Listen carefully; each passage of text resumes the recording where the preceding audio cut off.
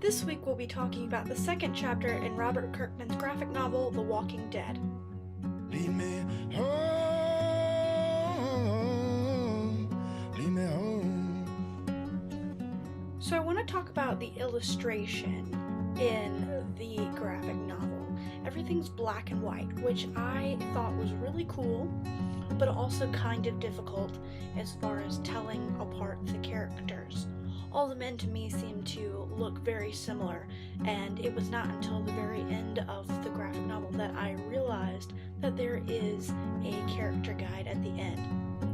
What the illustrator does really well, in my opinion, is show people's emotions without them having to say it.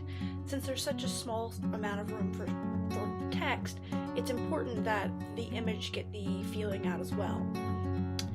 There's an instance at the very beginning of the chapter where they're talking between Shane and Lori, and I thought that the illustration was interesting in that Shane's face is covered. You can't see his eyes, and to me that suggested that he is untrustworthy, and considering his and Lori's history of having an affair, we find that this is true.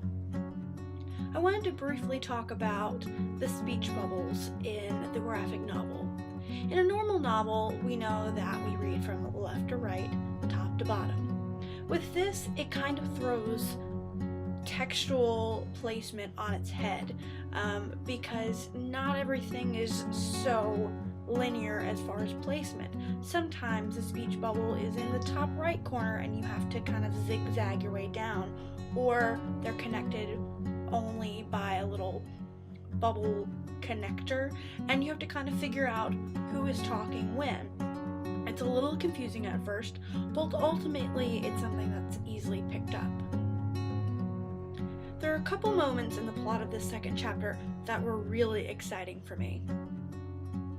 The big drama bomb comes when we find out that Lori is pregnant.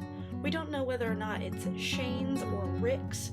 Rick seems to think that it's his. A lot of people in the camp, especially Dale, seems to think that it's Shane's, but Rick is not willing to really entertain that idea. The other moment that was really exciting was their stay in the Wiltshire Estates, which looks like a very safe environment, but we find quickly that it is overrun with zombies.